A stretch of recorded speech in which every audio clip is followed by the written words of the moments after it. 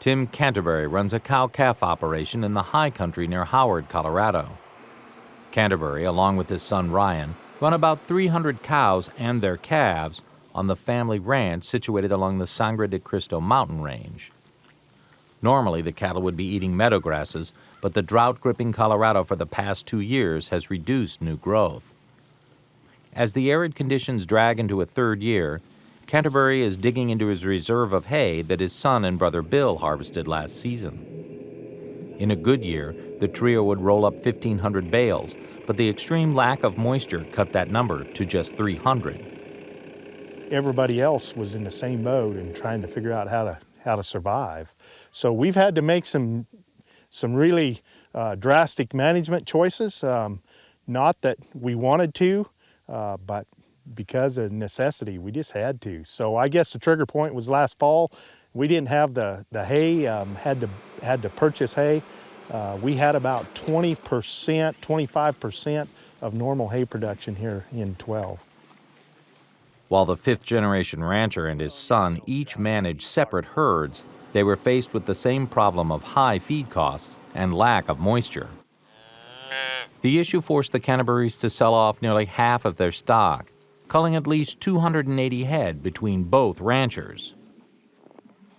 While an easy fix might be waiting for things to pencil out and buy back animals, there is a catch. The cattle the Canterburys need for replacements must be bred for high altitude. Animals without the right genetic makeup run the risk of suffering from bovine high mountain disease, more commonly known as brisket disease. At heights of over 3,000 feet, fluid can form around a cow's heart, potentially killing the animal. That concern is foremost in their minds when they select replacement cattle, because a good share of the 35,000 acres of pasture the Canterburys either rent or own is at 7,500 feet above sea level. We can't just go down to the market and buy cows and replace cows. It's a little tougher out here, and you have to have that, be able to find those high altitude cattle, or else save your heifers and come back. When you've sold 45, 50% of your cow herd, it's going to hurt, and it's definitely going to take us a little time to get back. Last year, Canterbury realized he might be forced to sell off some cattle. Insufficient meadow grass, a smaller than normal hay crop, and reduced grazing days on Bureau of Land Management meadows made it clear changes would have to be made. The issue has forced family members to think about taking off-ranch jobs for the first time in many years. Due to the drought, I have to get a second job, and in some cases a third. I work in the construction business now. A lot of building, a lot of excavation work, things of that nature. Because they just don't have the amount of cows. I've had to sell a lot of cows in this drought. Last fall, the Canterburys sold some of their cattle. They received $70 per hundredweight for the best animals, but many sold for $60 per hundred, a price lower than what the senior Canterbury felt the animals were worth. Either way, the decision was clear-cut. You know, I guess that we got to start looking at the balance sheet. Obviously, my son's had to take an outside job. And I'll tell you what, I'm right on the brink of it. You get into under 100 head of mother cows, and it's really tough to pay the bills. The bills for this ranch that normally has 300 mother cows on it are the same. It doesn't matter whether there's 300 mother cows or 100 mother cows, those bills are the same. The slump in the cattle market has impacted ranchers in all phases of beef production, including those who breed top genetics into replacement cattle. Mitch Rohr is the chief operating officer for the Spruce Mountain Ranch in Larkspur, Colorado. We're not experiencing a drop in price. In fact, in 2012, our average price per animal sold was higher than we've ever had. However, we didn't sell as many. So people are very limited. Producers, cow-calf, ranchers, farmers, they're limited on their production because of the costs, the high hay costs, the high grain costs, and no pasture. And it's hard to look a year down the road or 2 years down the road and say, we need to survive this. We need to really work through how we do this so we can capitalize on the market down the road.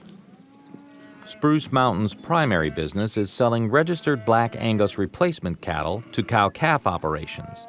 Along with choosing blue ribbon traits, Roar keeps a close eye on the habits of beef consumers. What I'm seeing being around the metro areas, we're seeing a lot of families still go out to eat, still order steak, beef, hamburgers, what have you. We're just not seeing them quite as often. Maybe they used to go out 2 or 3 times a week. Now they're going out once a week. They will spend a little more that one time based upon our surveys and the data that we've been able to compile. However, when you go back to the beginning of the beef chain, what I'd consider the seed stock producer, that affects us indirectly.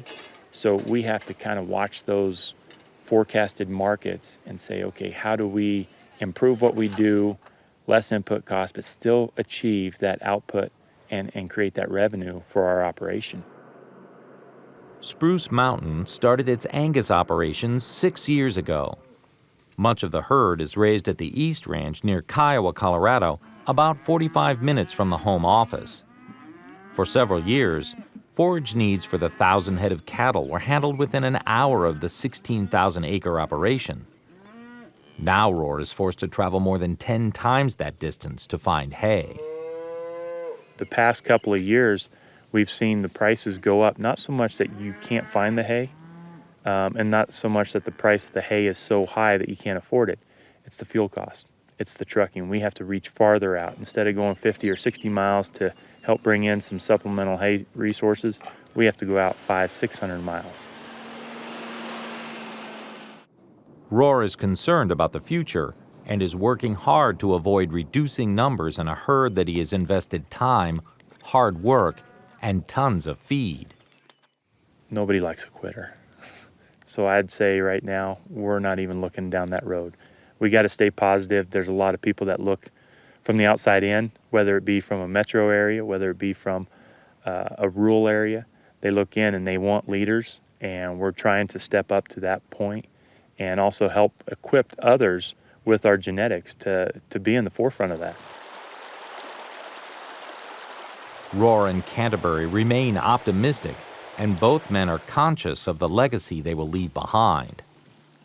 You know, this ranch has always been my life. Born and raised here, it's what I love to do. It was opportunity, you know, for me, and I want to pass that opportunity to my sons.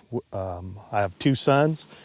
You've met my young son, and I'm not saying that they have to stay on this ranch, but I'm saying I want to give them the opportunity to make their own decision whether this is what they want to do or not.